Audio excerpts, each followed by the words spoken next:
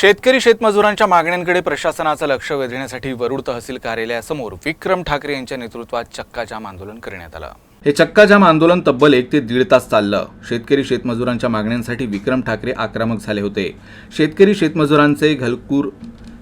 शेतमजूर घरकुल लाभार्थी आणि संबंधित सामान्य नागरिकांचं काम दूर सरून लोकप्रतिनिधींची चापलुसी करणाऱ्या गटविकास अधिकारी आणि तहसीलदार यांना विक्रम ठाकरे यांनी खडेबोल सुनावले।